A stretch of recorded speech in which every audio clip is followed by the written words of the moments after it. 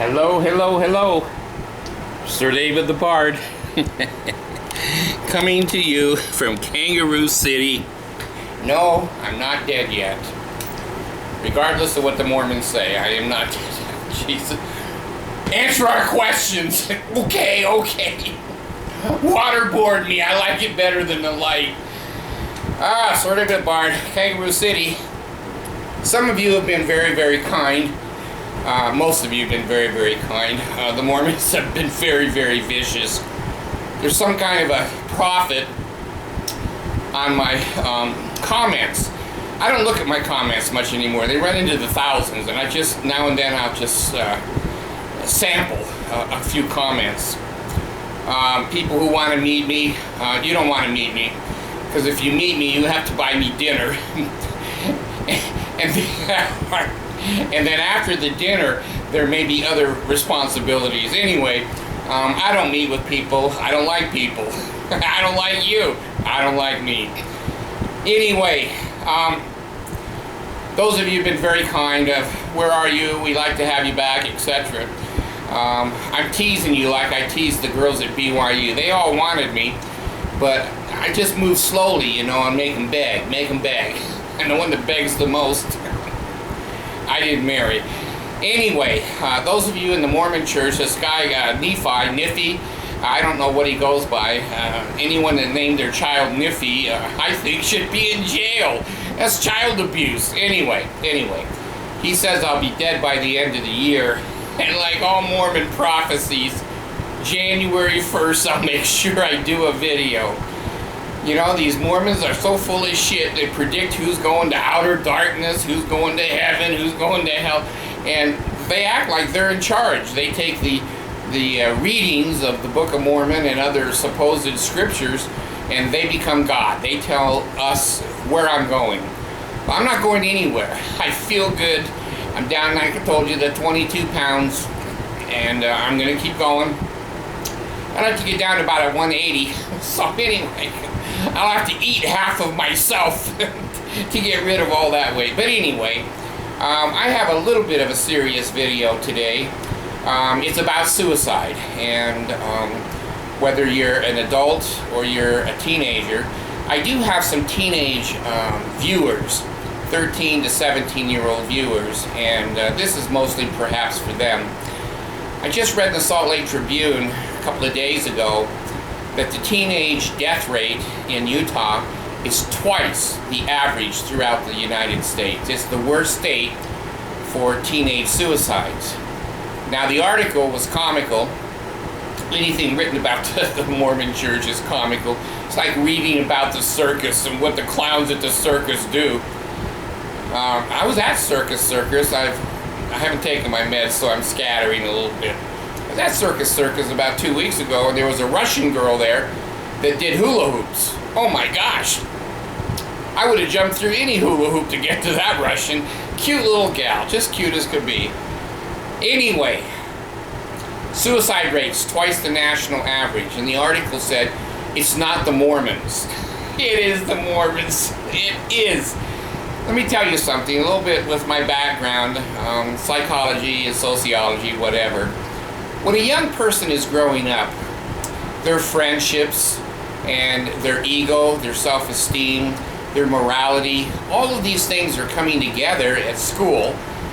Basically, they don't want to be on the nerd team, and they want to be with the popular kids, but my little Allison has told me that the popular kids she doesn't want to be with because of the way they treat other people.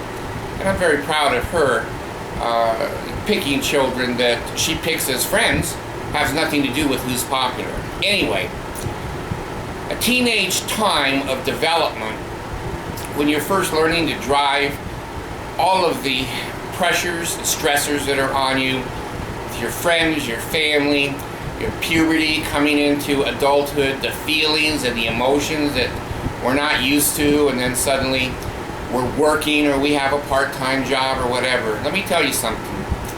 Suicides are high enough among teenagers who just are having a hard time adapting into the known society. Some are disadvantaged, certainly. But here's the key to what I'm saying today. If the major religious institution in your state is the Mormon Church, and you go by a chapel every block and a stake center every 5 or 6 blocks, and you either attend church or you don't attend church, it doesn't matter. The most major institution that is relatively positioned to make you want to kill yourself is the Mormon Church. Now, many of those suicides are gay and lesbian human beings. The Mormon Church thinks that's a good thing because the only good lesbian is a dead lesbian, as they used to say with the Indians. The Mormon Church has no sympathy and no understanding of what they're doing. They're killing thousands and thousands of teenagers yearly, year after year, because of the way they treat gay and lesbian couples. In the Mormon Church now, if you're married to your same sex, you're excommunicated. And any children that are basically brought into that marriage by adoption and or natural birth are banned from the Mormon Church of getting a blessing from the elders, which all babies get blessings, but not babies from gay families. And you have to wait till you're 18 to get baptized, and when you get baptized, you have to say, I basically hate my parents' lifestyle. It's mean, it's vindictive, it's vicious, it's evil. Satan basically approves of it, but I don't. I'm disavowing my family, and I want to become a Mormon.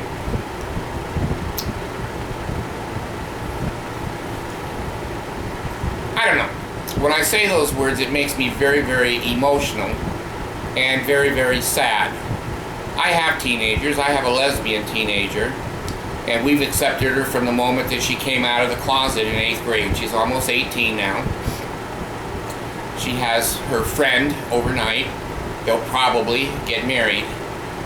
And to make her grow up with all of the stressors on a teenager and then go to a stranger, a bishop, and say, I hate my parents, I don't want to be around them, they're lesbian, I'm not going to have grandchildren. Talk about shredding families. Talk about people who kill themselves, that have gone to church their whole life in the Mormon Church, and now the Mormon Church has turned their back on these young people. I worked with young people most of my life, my professional life.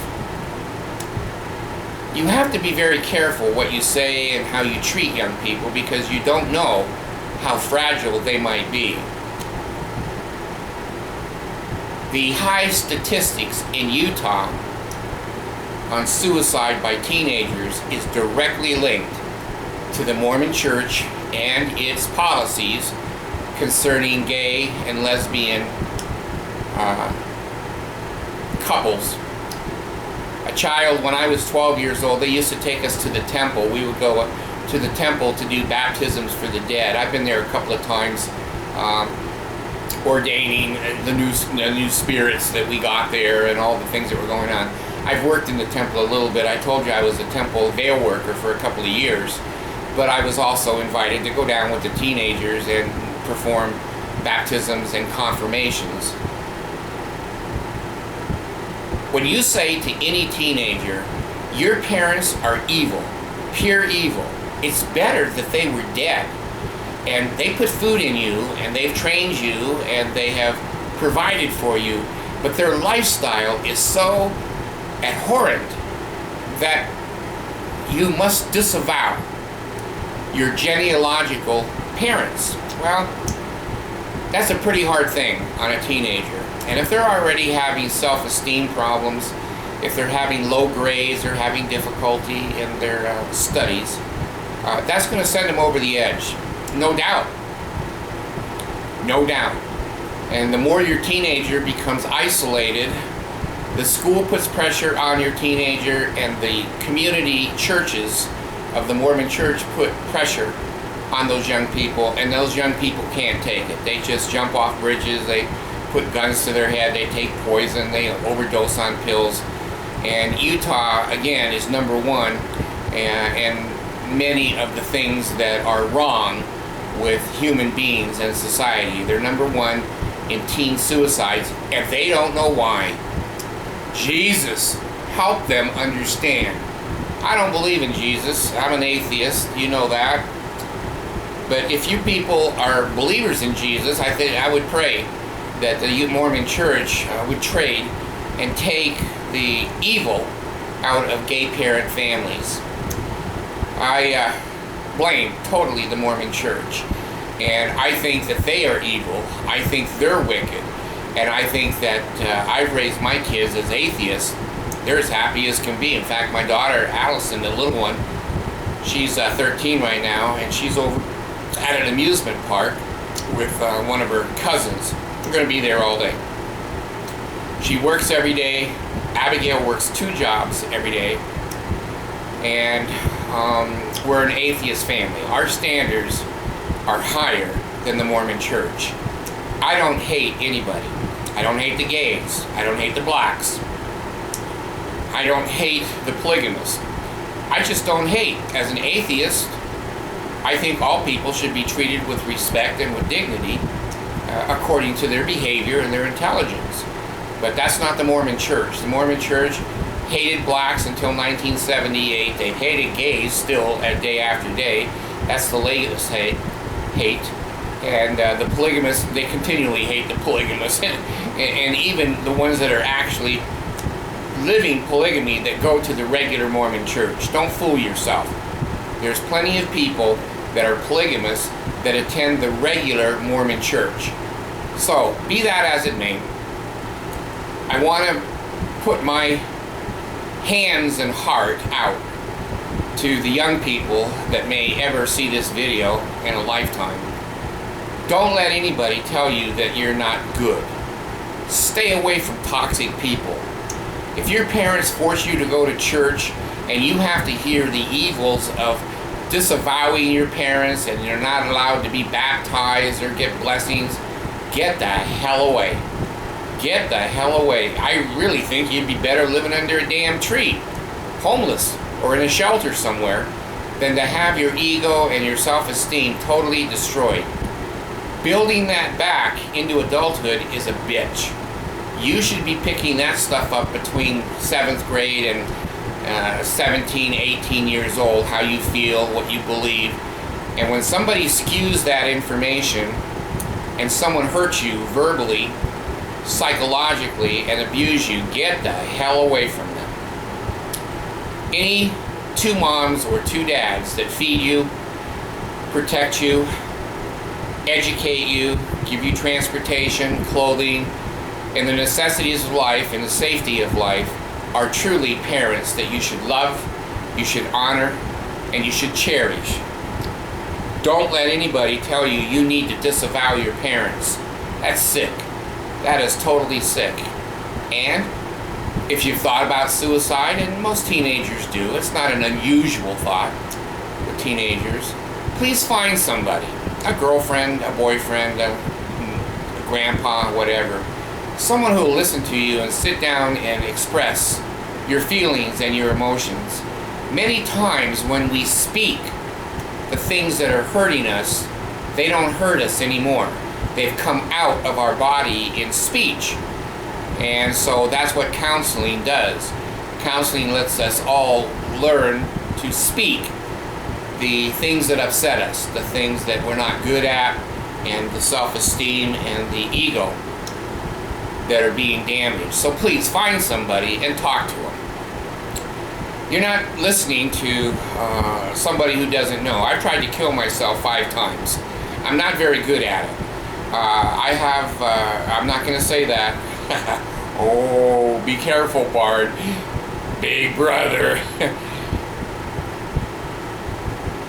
Things get better. They may not get better in a year or 3 years or even 5 years. But when you live to be 70 years old or 80 years old, you know, that's only 10% of your life, or less than 10% of your life. So things do get better. I've tried to kill myself. I've mentioned gasoline, tailpipes, and guns, and overdoses of insulin, and oh God, it goes on and on and on. I'm glad, and I didn't think I would ever say this, But I'm glad that I didn't. I'm glad that I didn't, because all of these videos that I've put together, almost 2,000 now, would have never come about. And some people say they help them. I hope they do, because they help me. They help me because I get out of me what hurts and what I am upset about. And I'm upset about the teenage suicides in the state of Utah. So please, young people, find a partner, find a mate, find a teacher that you really like, find anybody that is objective, and you can sit down and tell them about how the Mormon Church is treating you and that you do feel suicidal. Sometimes medication helps. You may want to go to your parents and say, you know, I'm a little blue, I'm a little moody, I'd like to see the doctor and see if I can make sure that I don't have any ideation of suicide. When somebody says, I want to kill myself, well, our eyes should open up. But when somebody says, I want to kill myself running my car into the freeway ramp, that's ideation, and that means that they've thought about it. That's a person that needs to get professional help as soon as possible, and get them to a doctor for medication so that they'll calm down a little bit and they have time to think and see the world in a different way. But being gay, being lesbian, you're just as good as anybody else that's ever been on the earth.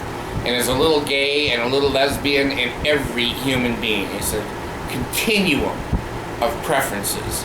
So please, my young people and the parents of young people, be aware. Be aware how stressful that is for the young people. And I hope you can pray. Oh God, hear the words of my mouth. Oh God, hear the words of my mouth. It used to be called Pele'el. And I hope you all have health in the navel, marrow in the bones, strength in the loins and in the sinews, power in the priesthood. Be upon me and upon my posterity through all generations of time and throughout eternity. Thus the name of the second token of the Melchizedek priesthood, the patriarchal grip or sure sign of the nail, which is given to the Mormons in the temple ceremony. They have to pay 10% to get that information. You got it for free because it's worthless information. And paying 10% for it is worthless and foolish. So anyway, young people, lift up your head, find something to do, go to an amusement park, hang out. Don't load yourself with alcohol and self-medication and cigarettes and things that are bad for you. Load yourself with good thoughts, load yourself with good people, get good friends, people who accept you for who you are. And those that are toxic and hate you and don't like you, get the hell away from them.